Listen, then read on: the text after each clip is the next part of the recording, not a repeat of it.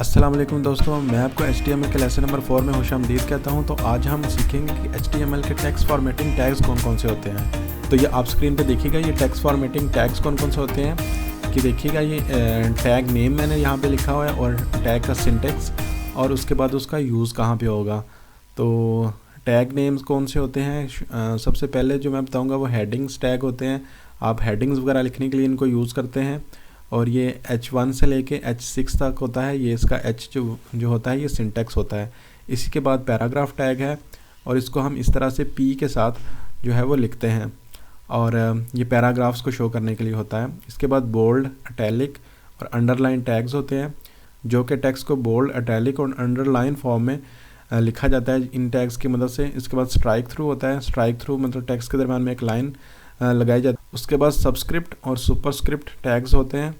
इसके बाद मैं आपको टेक्स्ट फॉर्मेटिंग की कुछ प्रॉपर्टीज़ भी बताऊंगा जिसमें होती है कि टेक्स्ट को अलाइन कैसे करना है और लेफ़्ट अलाइन कर सकते हैं, सेंटर कर सकते हैं, जस्टिफाई कर सकते हैं। और ये जो प्रॉपर्टीज़ होती हैं ये जो प्रॉपर्टीज़ होती हैं ये हमारे टैग के दरमियान में यहाँ पे लिखी जाती है एक स्पेस प्रेस करके। तो वीडियो शुरू करने से पहले मेरी आप सबसे रिक्वेस्ट है कि जिन दोस्तों ने मेरा चैनल अभी तक सब्सक्राइब नहीं किया वो प्लीज़ चैनल को सब्सक्राइब कर लीजिएगा। तो चलें ये स्टार्ट करते हैं। आप यहाँ स्क्रीन पे देखें, मैंने विजुअल स्टूडियो कोड जो है वो ओपन कर लिया हुआ है। तो यहाँ से हम सबसे पहले मैं ओपन करता हूँ, फ़ोल्डर ओपन करता हूँ। मैं थोड़ा सा इसको जूम इन कर लेता हूँ आपकी फैसिलिटी के लिए। तो फाइल में जाना है आपने और ओपन फोल्डर कर लेना है जिस फोल्डर में हम काम करना चाहते हैं। तो मैं यहाँ पे जो है वो डी के अंदर मेरा है एक फ़ोल्डर HTML लेसन्स और लेसन नंबर 4 में लेसन 4 कोड के नाम से मैंने एक फ़ोल्डर बनाया हुआ है। आप भी इसी तरह एक फ़ोल्डर बना सकते हैं और उसमें फिर हम अपनी फ़ाइल बनाएंगे। तो ये लेसन नंबर 4 का मेरा ये आपको नज़र आ रहा है। इसके अंदर यहाँ पे आपको प्लस का साइन नज़र आएगा, यहाँ पे आपने क्लिक करके न्यू फाइल जो है वो बना लेनी है। तो मेरी न्यू फाइल है, मैं लेसन 4 के नाम से ही बनाता हूँ और .html। जैसे ही मैंने क्लिक किया ये यहाँ पे देखिएगा ये मेरे पास फ़ाइल नज़र आ रही है, मुझे यहाँ से ओपन हो चुकी हुई है। तो अभी मैंने क्या करना है यहाँ पे, अभी आप देखिएगा मैंने यहाँ पे लिखना है जैसा कि मैंने आपको लास्ट वीडियो में बताया था। तो आप मेरी लास्ट वीडियो लेसन नंबर 3 को जो है वो देख सकते हैं।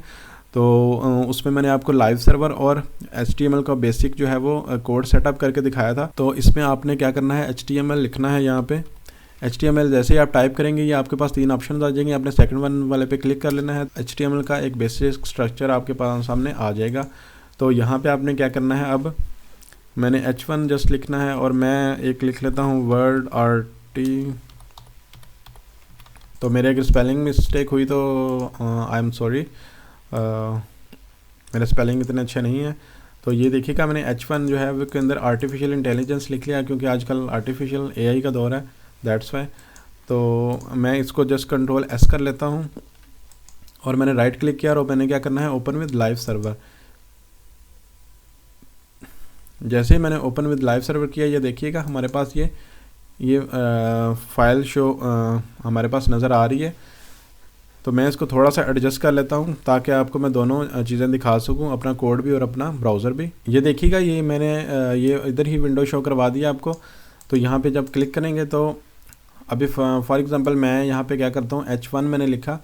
अभी H1 मैंने क्यों लिखा, ये हेडिंग होती है। हेडिंग्स जैसे मैंने आपको बताया था कि H1 भी हो सकती है, H1 से लेके H6 तक आप कर सकते हैं। एक खास किस्म के साइज़ को टेक्स्ट को वो शो करवा देता है। अगर मैं इसको H2 करता हूँ, कंट्रोल C करके कंट्रोल V यहाँ पे करता हूँ, जब तक मैं कंट्रोल S नहीं करता यहाँ पे ये रिफ़्रेश नहीं होगा, मेरा जो ब्राउज़र है वो रिफ़्रेश नहीं होगा। मैं इसको H2 करता हूँ, यहाँ से भी मैं H2 कर देता हूँ। मैं कंट्रोल S जैसे ही करता हूँ तो ये देखिएगा ये दूसरी मेरी शो होने लग गई है यहाँ पे और मैंने कोई रिफ़्रेश नहीं किया, ये मेरा लाइव सर्वर चल रहा है। इसी तरह आप जो है वो इसको 4 टाइम मज़ीद जो है वो कॉपी कर लें यहाँ पे ताकि मैं आपको सारी हेडिंग्स का साइज शो करवा सकूँ। इसको आपने अब 3 करना है, 3 और अगले वाले को 4 कर लें, 5 और 6 और सेम यहाँ पे मैंने 3 कर लिया हुआ था, मैंने 4 कर लेता हूँ और 5 और 6।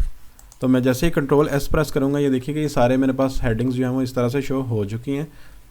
इसके बाद अगला जो टैग था हमारा वो था P टैग। तो P टैग इस तरह से आपने लिखना है, P प्रेस करेंगे तो ये P टैग शो हो जाएगा। आपने यहाँ पे अब हमने लिखना है लोरम। ये लॉरम क्या चीज़ है? लॉरम ये होता है कि लॉरम इप्सम एक टेक्स्ट होता है जो कि सैम्पल टेक्स्ट आप लिख सकते हैं कहीं पे भी। ये शॉर्टकट होता है कि आप लॉरम लिखेंगे तो ये पूरा एक पैराग्राफ हमें दे देगा, या आप जितने वर्ड्स इससे लिखवाना चाहते हैं, फॉर एग्जांपल मैं 20 लिखना चाहता हूँ, अगर सिर्फ आप लॉरम ही लिखेंगे तो आपको एक, या एंटर प्रेस करेंगे ना तो ये इस तरह का आपको दे देगा, एक लाइन दे देगा या पैराग्राफ दे देगा। अगर ये आपको पूरी स्क्रीन पे इस तरह से आपको स्क्रॉल करना पड़ रहा है तो आपने क्या करना है, Alt और Z प्रेस करना है, तो ये इस तरह से हम आपकी जिस स्क्रीन के साइज़ के मुताबिक रैप हो जाएगा। ठीक है, तो ये P टैग है, तो अभी मैंने इसको कंट्रोल S नहीं किया इसलिए यहाँ पे ये शो नहीं हुआ, तो मैं जैसे ही कंट्रोल S करता हूँ तो ये यहाँ पे हमें शो होने लग जाएगा।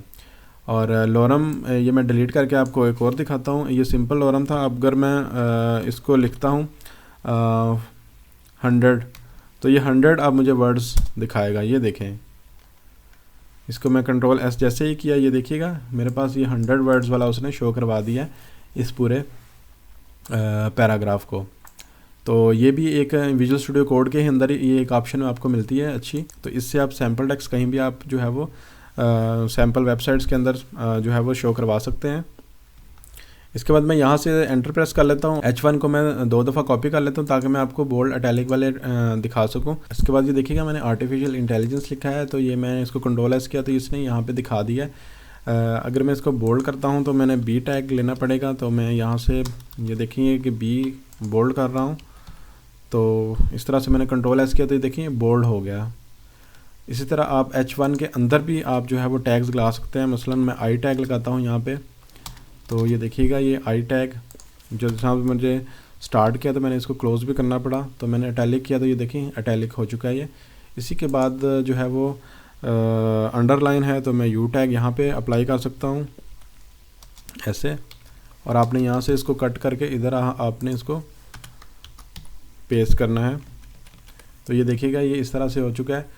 इसके बाद आप स्ट्राइक थ्रू भी टैग लगा सकते हैं। मसलन मैं H2 में लगा के आपको दिखा देता हूँ, S टैग ऐसे, और यहाँ से आगे आपने क्लोज़ कर देना है यहाँ पे जाके इस तरह से। तो ये देखिए टेक्स्ट के दरम्यान में एक लाइन आ गई है। आप S टैग P के इधर भी पूरे पैराग्राफ के ऊपर भी लगा सकते हैं। तो ये देखिएगा मैं जल्दी से आपको करके दिखा रहा हूँ। यहाँ पे आपने उसको एंड कर देना है। ये देखिए पूरा जो हम आपका पैराग्राफ था वो आपका स्ट्राइक थ्रू हो चुका हुआ है। इसके बाद मैं यहाँ पे आपको सबस्क्रिप्ट और सुपरस्क्रिप्ट जो है वो भी दिखाता हूँ। तो मैं H1 के अंदर लिख लेता हूँ ताकि मेरा टेक्स्ट थोड़ा सा बड़ा नज़र आए। तो मैं H2O लिख लेता हूँ क्योंकि इसके अंदर हमें जो है ज़रूरत पड़ती है वो सबस्क्रिप्ट की ज़रूरत पड़ती है। तो मैं यहाँ पे ये लिख लिया, ये देखिएगा। तो मैं यहाँ पे अब सबस्क्रिप्ट का टैग लगाता हूँ ऐसे। यहाँ पे आपने इसको टैग को क्लोज़ कर देना और कंट्रोल S करें तो देखिएगा ये 2 जो है वो नीचे आ गया है। तो इस तरह आपको फार्मूलाज वगैरह में सबस्क्रिप्ट जो है वो फॉर्मेट में आप बना सकते हैं। इसी तरह फॉर एग्जांपल मैं इन्हें सेकंड लिखना है तो मैं इसको H1 के अंदर लिखूँगा। मैं इसको कंट्रोल X करके इसमें कंट्रोल V कर लेता हूँ। थोड़ा सा आपको इंक्रीज़ कर देता हूँ साइज़ यहाँ से, और ये जो है इस पर मैं सुपरस्क्रिप्ट वाला लगा देता हूँ।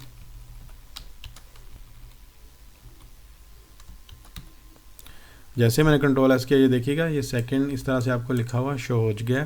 तो ये था सबस्क्रिप्ट और सुपरस्क्रिप्ट का काम।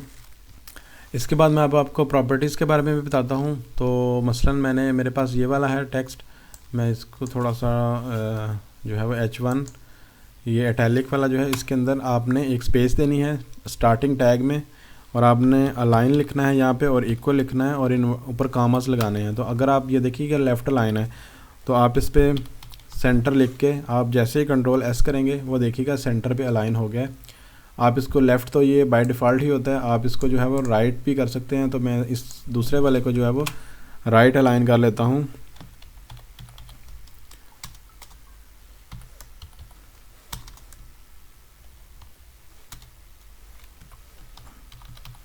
ऐसे आप इसको राइट अलाइन कर सकते हैं। ये देखिएगा ये सेंटर है, ये राइट अलाइन हो चुका है, और लेफ़्ट बाय डिफ़ॉल्ट ही होता है। और कोई पैराग्राफ है उसको आप जस्टिफाई भी कर सकते हैं। जैसा कि ये देखिएगा ये लाइंस जो हैं वो इधर उधर हो रही हैं, थोड़ी आगे थोड़ी पीछे हैं, तो आप इनको अलाइन से आप इनको कर सकते हैं जस्टिफाई। जैसे ही कंट्रोल एस किया, ये देखें इन्होंने अपने आप को इक्वलाइज कर लिया। ये मैं आपको इंक्रीज़ करके दिखाता हूँ साइज़। इन्होंने इक्वल कर लिया अपने आप को, ये देखें राइट अलाइन लेफ़्ट अलाइन, और ये सारा आपके पास इस तरह से है। तो दोस्तों अगर आपको मेरी वीडियो अच्छी लगी हो आज की, तो प्लीज़ चैनल को सब्सक्राइब कर लीजिएगा, वीडियो को ज़रूर लाइक कीजिएगा और इस ट्यूटोरियल सीरीज़ को ज़रूर फॉलो कीजिएगा, और मिलते हैं अगली वीडियो में।